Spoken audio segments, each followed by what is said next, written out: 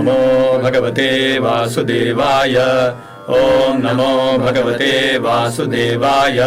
ॐ नमो भगवते वासुदेवाय। धृतराष्ट्र उवाच धृतराष्ट्र उवाच धर्मक्षेत्रे कुरुक्षेत्रे समवेतायुयुत्सवः मामकाः पाण्डवाश्चैव किमकुर्वत सञ्जय। धर्मक्षेत्रे कुरुक्षेत्रे समवेतायुत्सवः मामका पाण्डवाश्चैव किमकुर्वत सञ्जय। धर्मक्षेत्रे कुरुक्षेत्रे समवेतायुत्सवः मामका पाण्डवाश्चैव किमकुर्वत सञ्जय। सञ्जय उवाच सञ्जय उवाच दृष्ट्वा तु पाण्डवानीकं व्यूढं दुर्योधनस्तदा आचार्यमुपसङ्गम्य राजा वचनमब्रवीत्। दृष्ट्वा तु पाण्डवानीकं व्यूढं दुर्योधनस्तदा आचार्यमुपसङ्गम्य राजा वचनमब्रवीत्। दृष्ट्वा तु पाण्डवानीकं व्यूढं दुर्योधनस्तदा आचार्यमुपसङ्गम्य राजा वचनमब्रवीत्। पश्यैतां पाण्डुपुत्राणामाचार्यमहतीं च मूं व्यूढां द्रुपदपुत्रेण तव शिष्येण धीमता। पश्यैतां पाण्डुपुत्राणामाचार्यमहतीं च मूं व्यूढां द्रुपदपुत्रेण तव शिष्येण धीमता। पश्यैतां पाण्डुपुत्राणामाचार्यमहतीं च मूं व्यूढां द्रुपदपुत्रेण तव शिष्येण धीमता। अपर्याप्तं तदस्माकं बलं भीष्माभिरक्षितं पर्याप्तं त्वदमेतेषां बलं भीमाभिरक्षितम्। अपर्याप्तं तदस्माकं बलं भीष्माभिरक्षितं पर्याप्तं त्वदमेतेषां बलं भीमाभिरक्षितम्। अपर्याप्तं तदस्माकं बलं भीष्माभिरक्षितं पर्याप्तं त्वदमेतेषां बलं भीमाभिरक्षितम्। तस्य सञ्जनयन् हर्षं कुरु वृद्धपितामहः सिंहनादं यनद्योच्चैः शङ्खं दद्मौ प्रतापवान्। तस्य सञ्जनयन् हर्षं कुरु वृद्धपितामहः सिंहनादं विनद्योच्चैः शङ्खं दद्मौ प्रतापवान्। तस्य सञ्जयन् हर्षं कुरु वृद्धपितामहः सिंहनादं विनद्योच्चैः शङ्खं दद्मौ प्रतापवान्। ततः श्वेतैर्हयैर्युक्ते महति स्यन्दने स्थितौ माधवः पाण्डवश्चैव दिव्यौ शङ्खौ प्रदद्मतुः। ततः श्वेतैर्हयैर्युक्ते महति स्यन्दने स्थितौ माधवः पाण्डवश्चैव दिव्यौ शङ्खौ प्रदद्मतुः।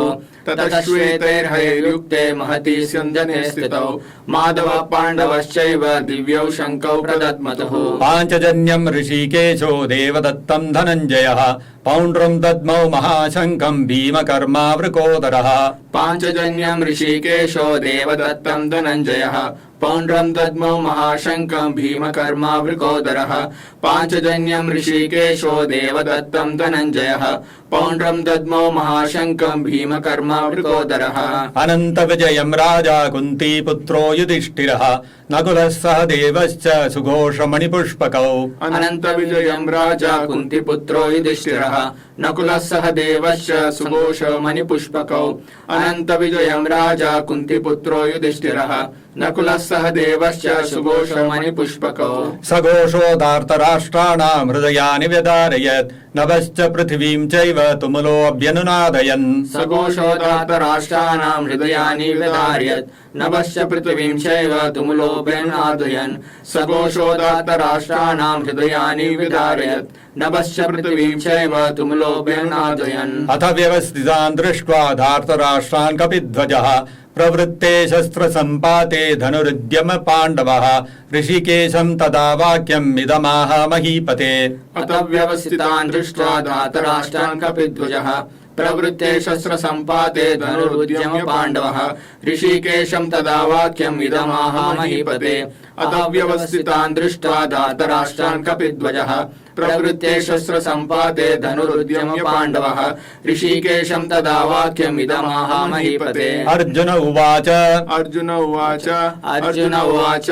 सेनयोरुभयोर्मध्ये रथं स्थापयमेच्युत यावदेता निरीक्षेऽहं योद्धुकामानवस्थितान् कैर्मया सह योद्धव्यम् अस्मिन् रणसमुद्यमे। सेनयोरुभयोर्मध्ये रथं स्थापयमेच्युत यावदेता निरीक्षेऽहं योद्धुकामानवस्थितान् कैर्मया सह योद्धव्यम् अस्मिन् रणसमुद्यमे।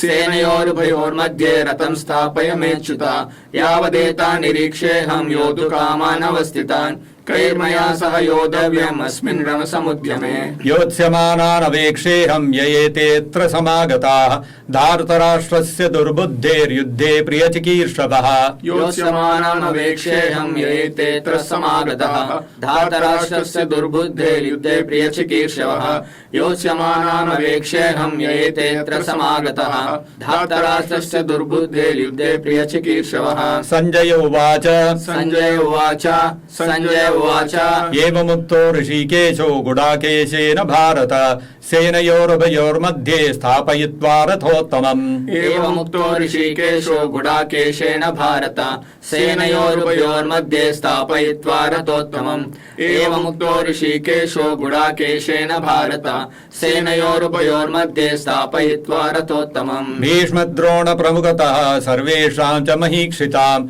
उवाच पार्थ पश्यैतान् समवेतान् कुरूनिति भीष्मद्रोण प्रमुखतः सर्वेषां च महीक्षिताम् उवाच पार्थ पश्येतान् समवेतान् कुरूनिति भीष्मद्रोण प्रमुखतः सर्वेषां च महीक्षिताम् उवाच पार्थ पश्येतान् समवेतान् कुरूनिति तान् समीक्ष्य स कौन्तेयः सर्वान् बन्धूनवस्थितान् कृपया परयाविष्टो विषीदन्निदमब्रवीत् तान् समीक्ष्य स कौन्तेयः सर्वान् बन्धूनवस्थितान् कृपया परयाविष्टो विषीदन्निदमब्रवीत् तान् समीक्ष्य स कौन्तेयः सर्वान् बन्धूनवस्थितान् कृपया परयाविष्टो विषीदन्निदमब्रवीत् अर्जुन उवाच अर्जुन उवाच अर्जुन उवाच दृष्ट्वेमं स्वजनं कृष्ण युयुत्सुं समुपस्थितं सीदन्ति मम गात्राणि मुखं च परिशुष्यति दृष्ट्वेमं स्वजनं कृष्णायुत्सं समुपस्थितं सीदन्ति मम गात्राणि मुखं च परिशुष्यति दृष्ट्वेमं स्वजनं कृष्णायुत्सं समुपस्थितं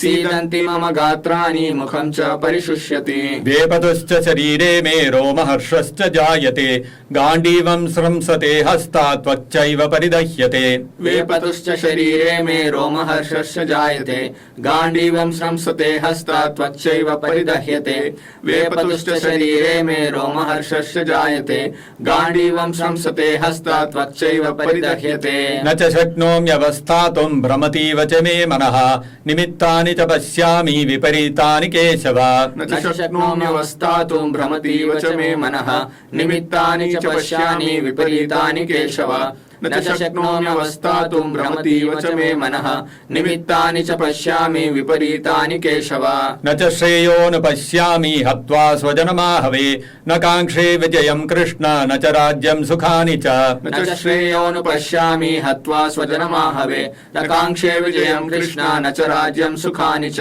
न च श्रेयोऽनुपश्यामि हत्वा स्वजनमाहवे न काङ्क्षे विजयं कृष्ण न च राज्यं सुखानि च किं नो राज्येन गोविन्द किं भोगैर्जीवितेन वा येषामर्थे काङ्क्षितं नो राज्यं भोगा सुखानि च किं नो राज्येन गोविन्द किं भोगैर्जीवितेन वा येषामर्थे काङ्क्षितं नो राज्यं भोगा सुखानि च किं नो राज्येन गोविन्द किं भोगैर्जीवितेन वा येषामर्थे काङ्क्षितं नो राज्यं भोगा सुखानि च तैमे अवस्थिता युद्धे प्राणान् त्यक्त्वा धनानि च आचार्याः पितरः पुत्रास्तथैव च पितामहाः तैमेव स्थिता युद्धे प्राणां त्यक्त्वा धनानि च आचार्य पितरः पुत्रास्तथैव च पितामहाः तैमेव स्थिता युद्धे प्राणां त्यक्त्वा धनानि च आचार्य पितरः पुत्रास्तथैव च पितामहाः मातुलाः शशुराः पौत्राः शालाः सम्बन्धिनस्तथा एतान्न हन्तुमिच्छामि घ्नतोऽपि मधुसूदन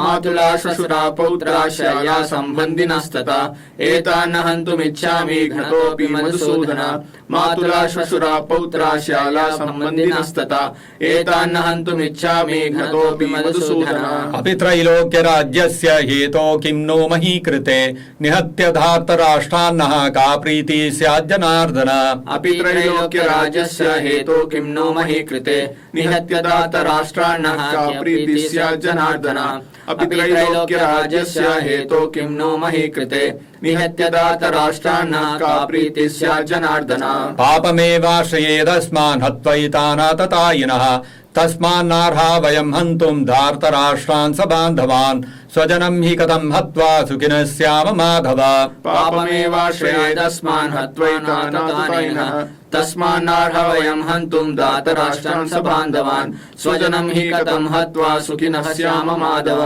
पापमेवाश्रयेदस्मान् हत्वैतानतानिनः तस्मान्नार्हा वयं हन्तुं धार्तराष्ट्रान् सबान्धवान् स्वजनं हि कथं हत्वा सुखिनः स्याम माधव यद्यप्येतेन पश्यन्ति लोभोपहति चेतसः कुलक्षयकृतं दोषं मित्रद्रोहे च पातकम् यद्यप्येतेन पश्यन्ति लोभोपहति चेतसः कुलक्षयकृतं दोषं मित्रद्रोहे च पातकम् यद्यप्येतेन पश्यन्ति लोभोपहति चेतसः कुलक्षयकृतं दोषं मित्रद्रोहे च पातकम् कथं न ज्ञेयमस्माभिः पापादस्मान्निवर्तितुम् कुलक्षयकृतं दोषं प्रपश्यद्भिर्जनार्दन कथं न ज्ञेयमस्माभिः पापादस्मान्निवर्तितुम् कुलक्षयकृतं दोषं प्रपश्यद्भिर्जनार्दन कुलक्षये प्रणश्यन्ति कुलधर्मा सनातनाः धर्मे नष्टे कुलं कृत्स्नम् अधर्मोऽभिभवत्युत कुलक्षये प्रणश्यन्ति कुलधर्मा सनातनाः धर्मे नष्टे कुलं कृत्स्नम् अधर्मोऽभिभवत्युत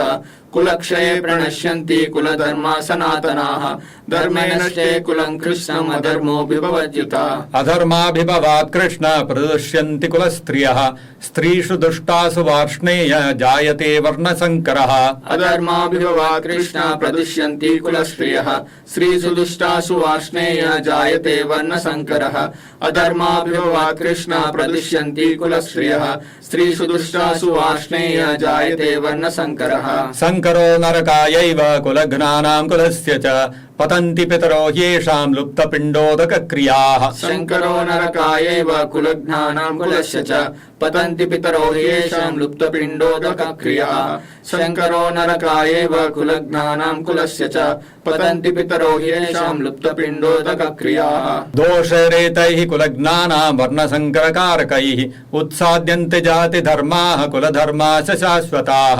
दोषरेतैर्कुलघ्नानां वर्णसङ्करकारकैः उत्साद्यन्ते जातिधर्माः कुलधर्माश्च शाश्वताः दोषेतैर्कुलघ्नानां वर्णसङ्करकारकैः उत्साद्यन्ते जातिधर्माः कुलधर्माश्च शाश्वताः उत्सन्न कुलधर्माणां मनुष्याणां जनार्दन नरके नियतं वासो भवतीत्यनुशुश्रुम उत्सन्नकुलधर्माणां मनुष्याणां जनार्दन नरके नियतं वासो भवतीत्यनुशुश्रुम उत्सन्नकुलधर्माणां मनुष्याणां जनार्दन नरके नियतं वासो भवतीत्यनुशुश्रुम अहो बत महत्पापं कर्तुं व्यवसिता वयं यद्राज्यसुखलोभेन हन्तुं स्वजनमुद्यताः अहो बत महत्पापं कर्तुं व्यवसिता वयं यद्राज्यसुखलोभेन हन्तुं स्वजनमुद्यताः अहो बत महत्पापं कर्तुं व्यवसिता वयं यद्राज्यसुखलोभेन हन्तुं स्वजनमुद्यताः यदि मामप्रतीकारम् अशस्त्रं शस्त्रपाणयः